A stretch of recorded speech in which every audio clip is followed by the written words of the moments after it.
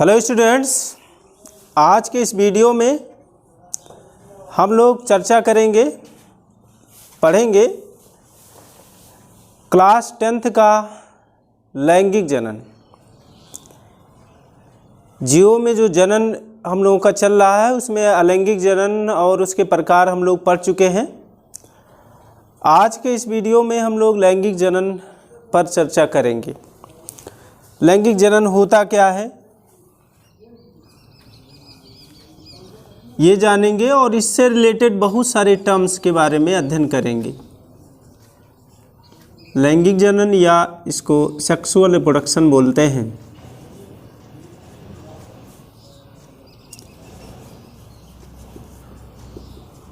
इसके बारे में जानकारी हासिल करेंगे।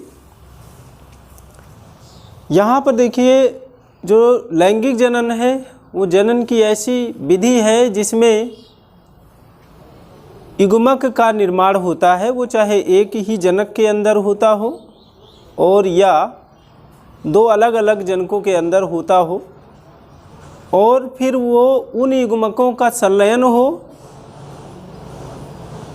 और संलयन के फलस्वरूप युग्मनज का निर्माण होता है। और युग्मनज जो होता है एक पूर्ण जीव का निर्माण करता है। युग्मनज विकसित होकर के पूर्ण जीव का निर्माण करता है, तो ये कहलाती है लैंगिक जनन कहलाती है। यानी लैंगिक जनन होती क्या है? जनन की इस विधि में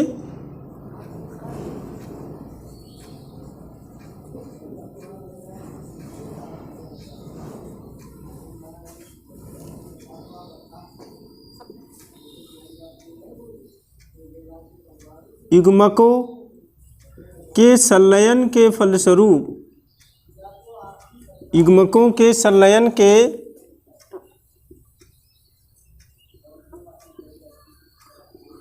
फलस्वरूप युग्मनज का निर्माण होता है।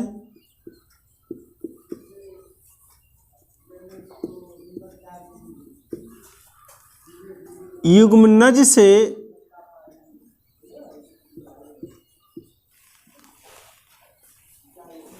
नए जीव का विकास होता है।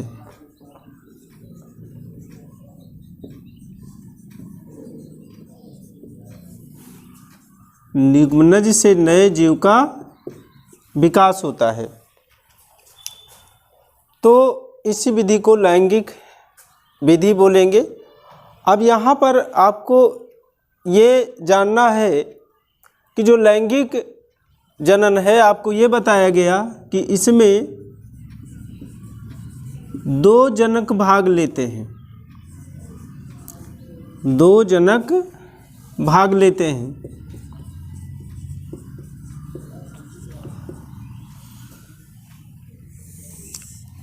इसमें एक जनक को नर कहा जाता है, जिसमें क्या होगा, एक जनक नर होगा और दूसरा जो जनक होता है वो मादा होता है। एक जनक जो होगा नर तथा मादा होते हैं। नर जो होगा उसे बोलेंगे जिसमें नर युग्मक होता है, यानी कि नर जनन अंग होता है, नर जननांग होता है। और मादा उसे बोलते हैं जिसमें मादा जननांग होता है। मादा जननांग होगा। नर जननांग को अगर यहाँ पे थोड़ा सा ध्यान दें, जंतु के केस में नर जननांग को वृषण कहा जाता है।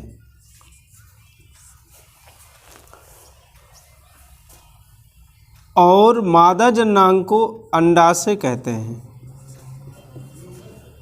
मादा जननांग को क्या कहा जाता है? अंडाशय। और जो पौधे होते हैं, पौधे में नर जननांग को पुंकेसर कहा जाता है या पुमंग कहेंगे।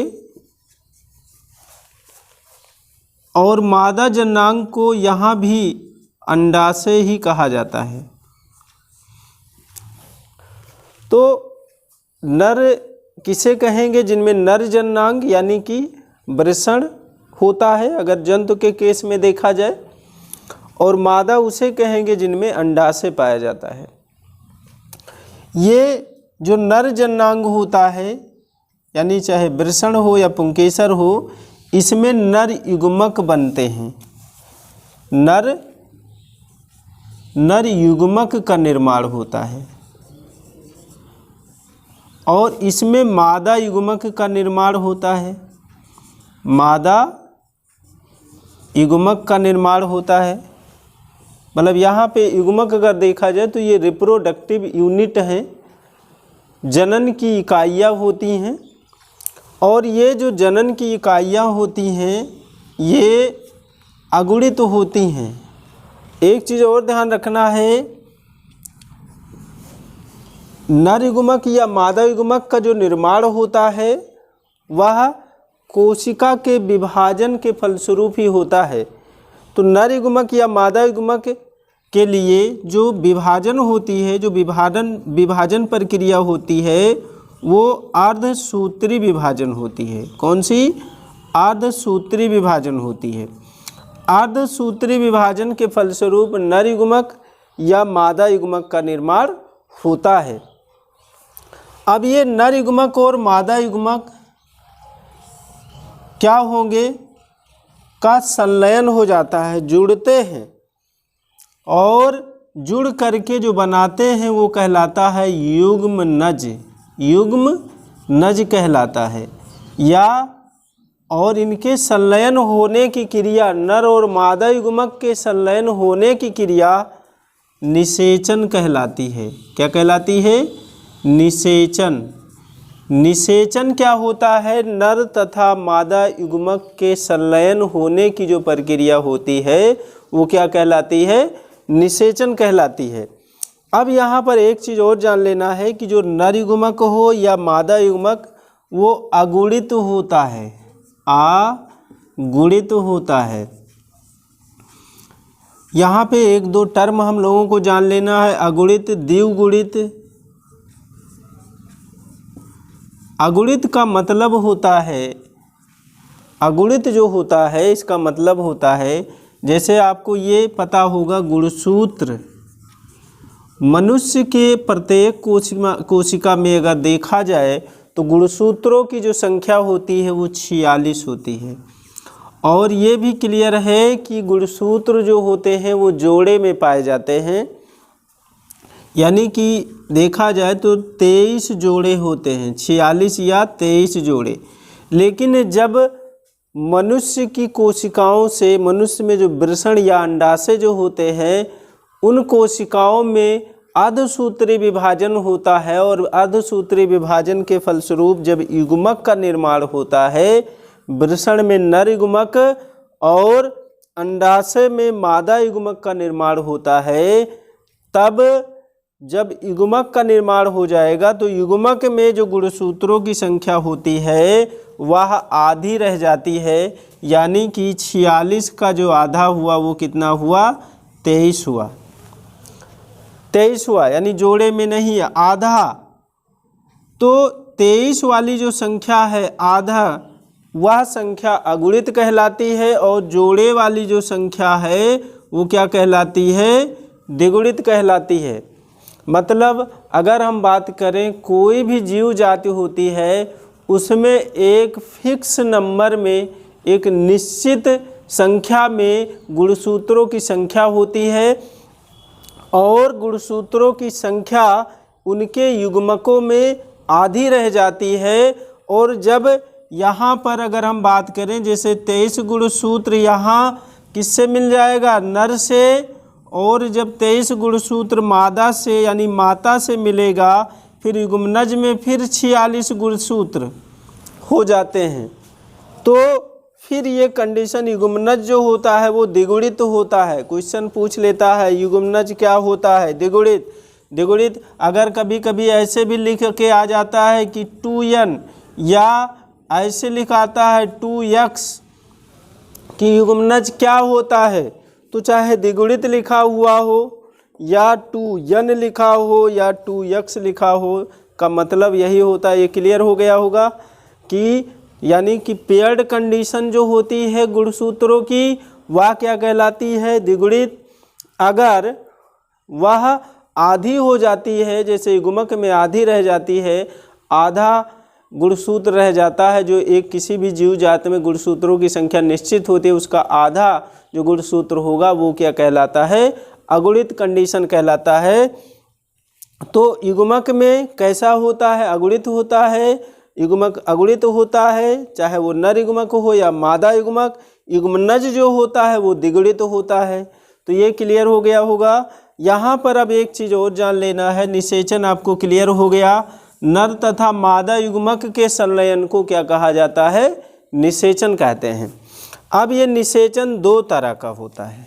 निषेचन जो होता है कितने तरह का, दो तरह का होता है। एक होता है अंतः निषेचन, अंतः निषेचन, और दूसरा होता है बाह्य निषेचन। अंतः निषेचन और बाह्य निषेचन, internal fertilization and external fertilization, internal fertilization and external fertilisation.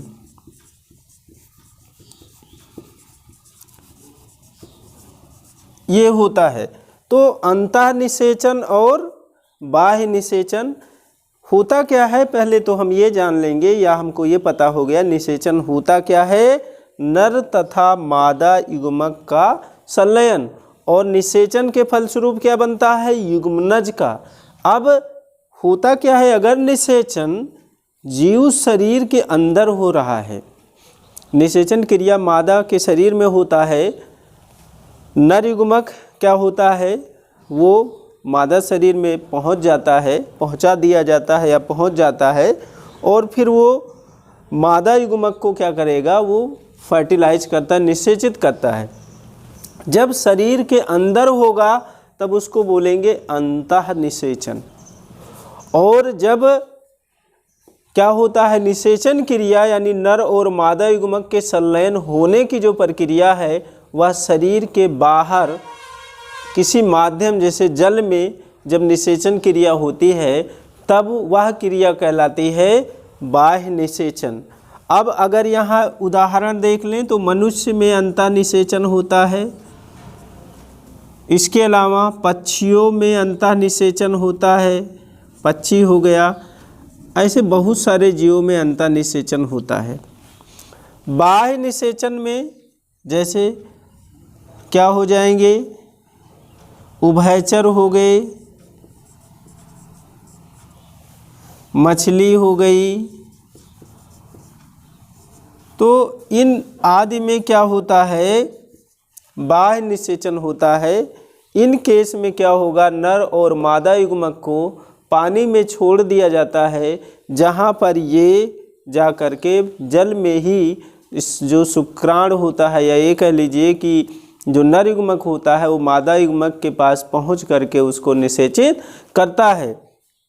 तो वह प्रक्रिया कहलाती है बाह्य निषेचन। यहाँ पर अगर देखा जाए अंतः निषेचन और बाह्य निषेचन दोनों में अगर अच्छा देखा जाए तो अंतः निषेचन होता है, क्योंकि बाह्य निषेचन में जो स्पर्म या ओवम के मर जाने का खतरा बना रहता है, या जो नर युग्मक होगा और मादा युग्मक एक साथ पहुंच पाने में भी कोई ज़रूरी नहीं है कि नर युग्मक जो है वो पहुंच ही जाए। तो ये अगर देखा जाए तो एक तरह से ये एडवांटेज है अंतः निषेचन का, इसके कंपेयर में, बाह्य निषेचन के कंपेयर में। अब यहाँ पर एक चीज़ और जान लेना है, जैसे जो नर युग्मक होता है, इसको जंतुओं के केस में नर युग्मक को शुक्राणु कहते हैं। क्या कहते हैं, शुक्राणु कहा जाता है। और मादा जो होता है उसको अंडाणु कहते हैं। क्या कहते हैं, अंडाणु कहते हैं। मतलब नर युग्मक को क्या कहा जाता है? शुक्राणु। और मादा युग्मक को क्या कहते हैं? अंडाणु कहते हैं।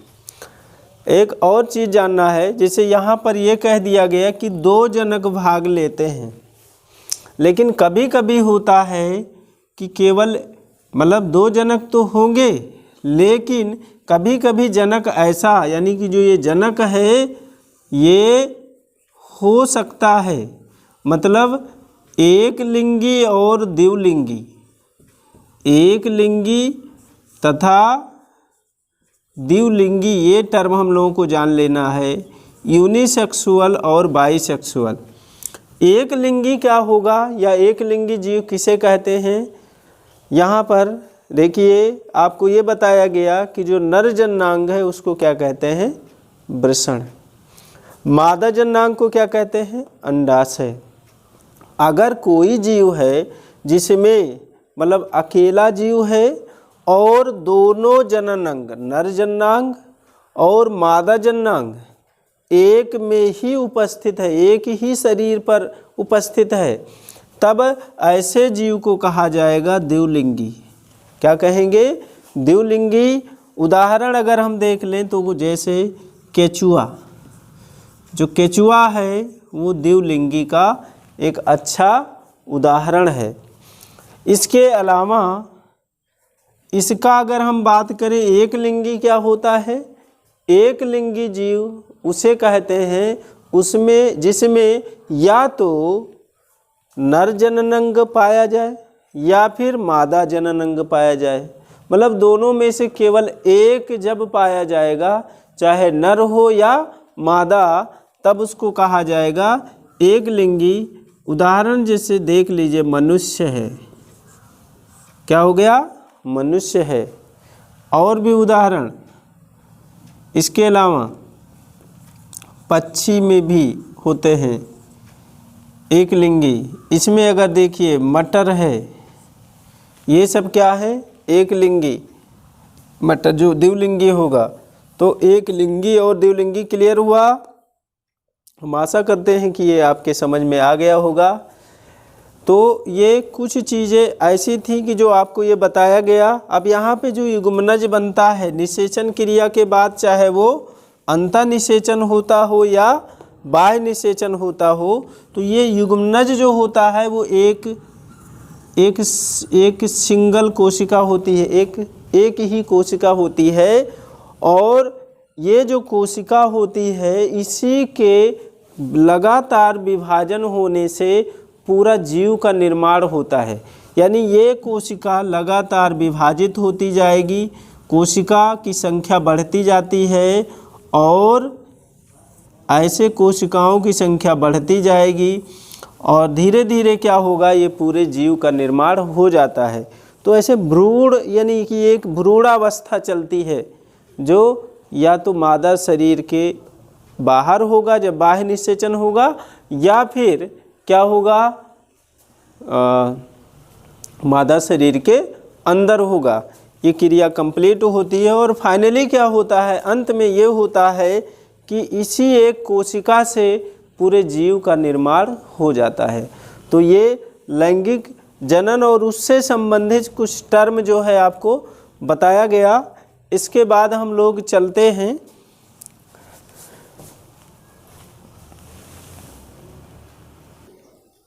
तो जो है अब वो हम लोगों का कंप्लीट हुआ। अब जो हम लोगों का टॉपिक है वो है पौधों में लैंगिक जनन। हम लोग पौधों में लैंगिक जनन पढ़ेंगे और उसके बाद फिर जंतुओं में लैंगिक जनन पढ़ेंगे। तो शुरू करते हैं पौधों में लैंगिक जनन। पौधों में लैंगिक जनन। अब यहाँ पर आपको ये जानना है, पौधों में लैंगिक जनन पढ़ने से पहले हम लोगों को अगर देखा जाए जो लैंगिक जनन पौधों में होता है उसके लिए जो जनन अंग देखा जाए पौधों में जो विद्यमान होता है वो पुष्प में विद्यमान होता है। तो हम पुष्प की संरचना के बारे में जानेंगे। जो पुष्प अगर हम बात करें तो पुष्प वास्तव में ये रूपांतरित तना होता है। पुष्प अगर देखा जाए तो ये क्या है, रूपांतरित तना होता है, यानी तने से ही ये तने के रूपांतरण के फलस्वरूप ही पुष्प का निर्माण होता है।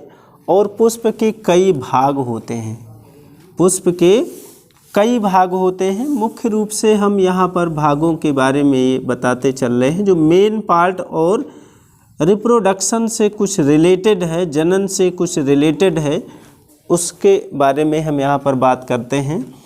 तो जो सबसे पहला है वो है बाह्य दल, बाह्य दल पुंज, बाह्य दल पुंज।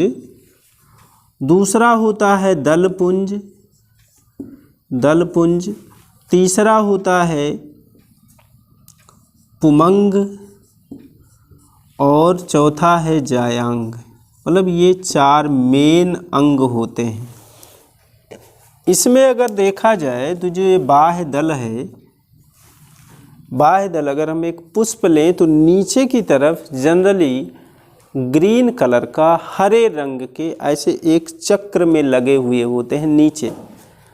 तो उसे क्या कहा जाता है, मतलब एक जो रचना होगी उसको तो कहा जाएगा बाह्य दल, और पूरे चक्र को क्या कहा जाएगा, बाह्य दल पुंज कहेंगे। तो वास्तव में जो बाह्य दल पुंज होता है यह बाह्य दलों का समूह होता है।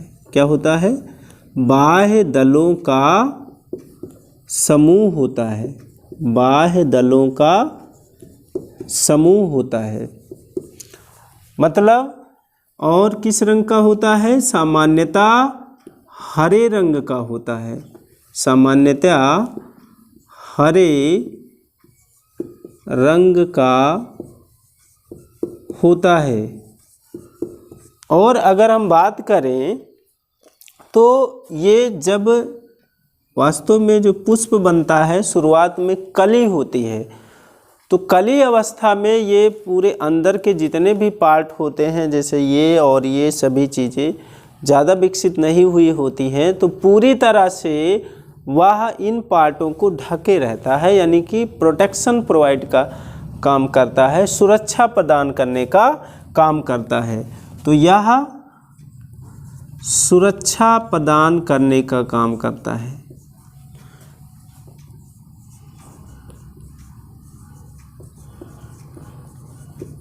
कली अवस्था जब होती है तो ये सुरक्षा प्रदान करने का काम करता है। दूसरा अगर देखा जाए तो है दलपुंज। ये जैसे जब पुष्प आप देखते हैं, गुलाब ले लीजिए, गुड़हल ले लीजिए या कोई भी पुष्प लीजिए, तो उसमें आप देखेंगे कुछ ऐसे जो पंखुड़ियाँ होती हैं, पंखुड़ी जिसको बोलते हैं या पेटल कहा जाता है, वो भी एक चक्र में लगे रहते हैं।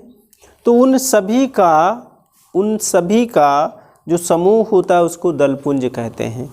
एक स्ट्रक्चर को, एक संरचना, एक पंखुड़ी को दल कहा जाता है, और पूरे दलों का जो समूह होता है उसको दलपुंज कहा जाता है। तो वास्तव में दलपुंज क्या होता है, यह दलों का समूह होता है, यह दलों का समूह या दलों का चक्र भी हम कह सकते हैं, क्योंकि एक चक्रिल क्रम में लगा रहता है, या दलों का चक्र होता है। क्या होता है, दलों का चक्र होता है। और ये आप देख चुके हैं, पुष्प तो देखते ही हैं, और वो जो पुष्प होता है आप देखेंगे लाल होता है, पीला होता है, ऐसे कई रंग के बहुत ही ब्राइट कलर के होते हैं। तो यह जो होता है रंगीन होता है, रंगीन, लाल, पीला, इस तरह से गुलाबी होता है, रंगीन तथा चमकीला होता है, चमकीले रंग का होता है। और इससे क्या होगा कि ये होने से फ़ायदा क्या होता है कि ये कीटों को आकर्षित करता है, मतलब यह कीटों को आकर्षित करता है। और वास्तव में कीटों को आकर्षित करने का एक पर्पज भी होता है। कीट जो होते हैं, एक जो लैंगिक जनन है, पौधों में लैंगिक जनन, उनमें एक एक महत्वपूर्ण भूमिका निभाते हैं, जो कि अगर वो प्रक्रिया ना हो तो जो लैंगिक जनन होता है पौधों में वो संभव नहीं हो सकता है। तो यहाँ पर जो दल होता है यह क्या करता है, यह परागण क्रिया, वो महत्वपूर्ण जो क्रिया है वो कौन सी क्रिया होती है, परागण क्रिया होती है। परागण जो है हम लोग बाद में डिस्कस करेंगे। तो यह परागण क्रिया के लिए कीटों को आकर्षित करता है, कीटों को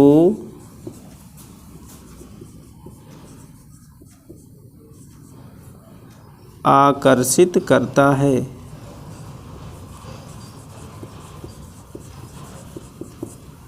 इसके बाद हम लोग देखते हैं पुमंग। पुमंग जो होता है, पुमंग क्या है, यह वास्तव में अगर देखा जाए तो पुष्प का या पौधे का नर भाग होता है। और जिस तरह से जैसे बाह्य दलों के समूह होता है, बाह्य दलों का चक्र होता है, दलपुंज दलों का चक्र होता है, उसी तरह से पुमंग जो होता है वह पुंकेसरों का चक्र होता है। यानी कई पुंकेसर मिल करके क्या बनाते हैं, पुमंग का निर्माण करते हैं। यानी कि पुंकेसरों का पूरा चक्र जो होगा वो पुमंग कहलाता है। तो यह पुमंग, यह पुंकेसरों का समूह होता है, पुंकेसरों का समूह होता है या चक्र होता है। यह पुष्प का नर भाग होता है, नर भाग होता है। अगर पूछ लिया गया कि पुष्प का नर भाग होता है तो या तो पुंकेसर, मान लीजिए ऑप्शनल क्वेश्चन है तो पुंकेसर उसमें ऑप्शन में हो सकता है, पुमंग भी हो सकता है।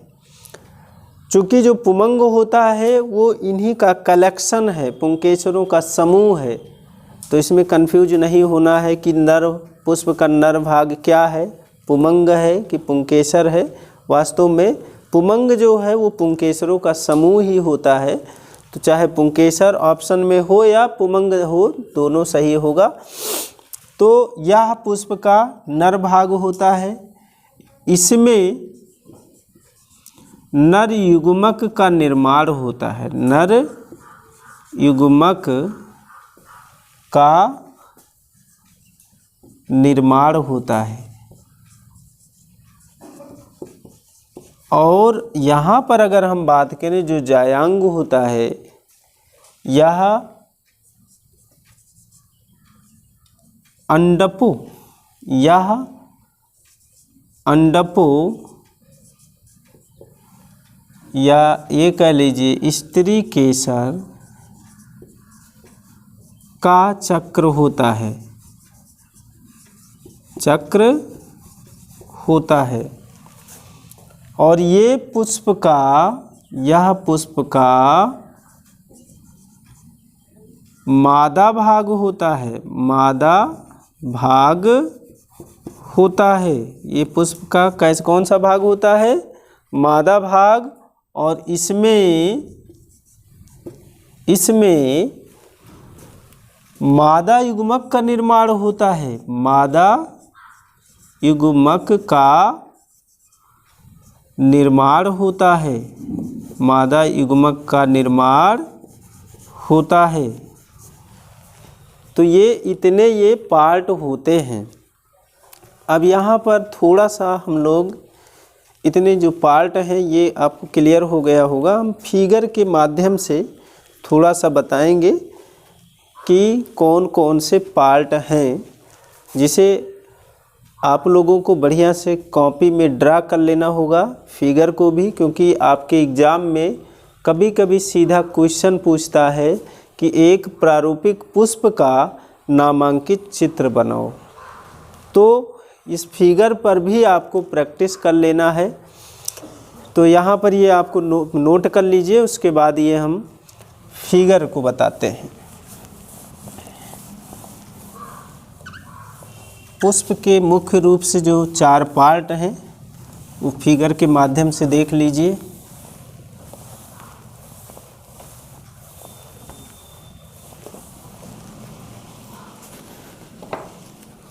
यहाँ पर देखिए, हम यहाँ से शुरू करते हैं। जैसे ये जो पार्ट आपको दिखाया गया, दूसरे कलर से दिखाते हैं।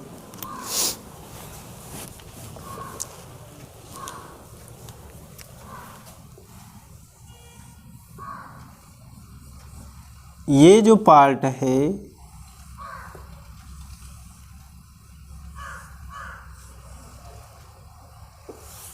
ये पार्ट एक जायांक है। यहाँ पर ये फ्लोरल जो पार्ट है ये जा कर के किसी न किसी तने से ये निकलता है।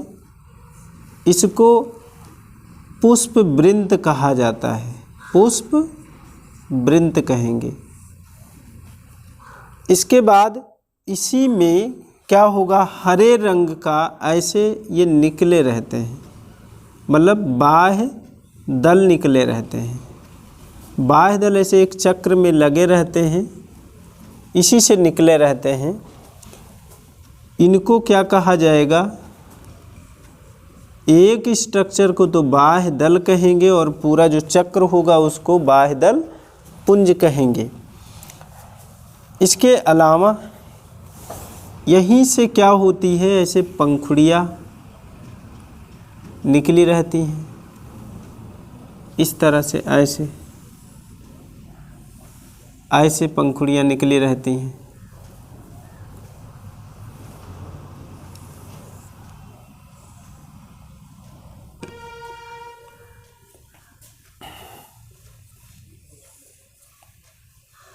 ऐसे निकली रहती हैं। ये क्या है, ये दल हैं। दलों का समूह क्या कहलाता है, दलपुंज कहलाता है। ये पंखुड़ी है।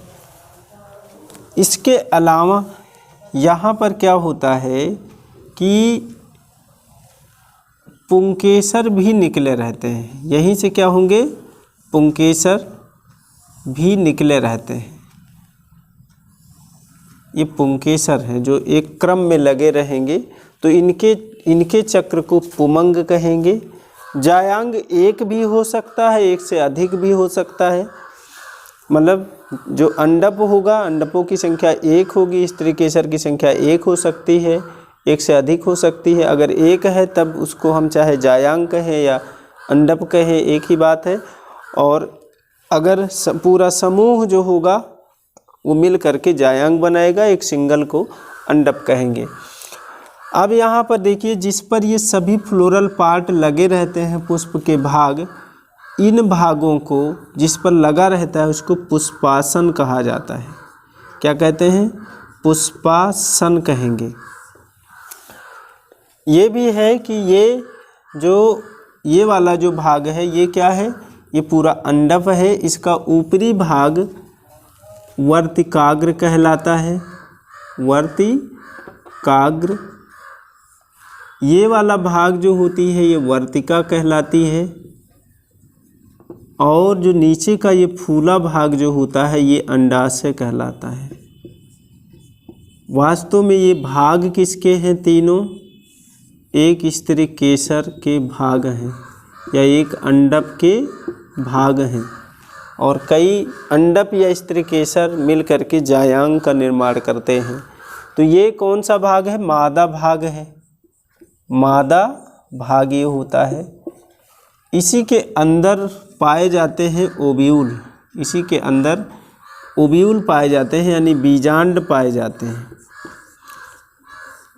बीजांड से बीज का निर्माण होता है और अंडाशय से फल का निर्माण होता है। जब ये पुष्प जो होता है परिपक्व हो जाता है, पक जाता है, मैच्योरिटी को अटेन करता है, तो इसका जो अंडाशय होता है वह अंडाशय से फल का निर्माण हो जाता है और बीजांड से बीज का निर्माण हो जाता है। जितने बीजांड होंगे किसी अंडाशय में उतने बीज का निर्माण होता है। तो ये जो है ये एक ऐसे ही थोड़ा रफ टाइप का ये डायग्राम है। आप इस डायग्राम को बुक से बढ़िया ढंग से कई बार प्रैक्टिस कर लेंगे, क्योंकि ये जो फिगर है या जो चित्र है वो आपके एग्ज़ाम में आता है। और इसके बाद वाला जो टॉपिक है, चूँकि अभी पौधों में लैंगिक जनन थोड़ा सा बड़ा है, जो कि एक वीडियो में काफ़ी बड़ा हो जाएगा, यानी वीडियो बहुत लेंदी चला जाएगा। उस केस में हम इसके आगे वाला पार्ट अगले वीडियो में पढ़ेंगे। तब तक इसको आप पढ़ लीजिए, नोट्स बना लीजिए, और उसके बाद में हम फिर देखते हैं। धन्यवाद।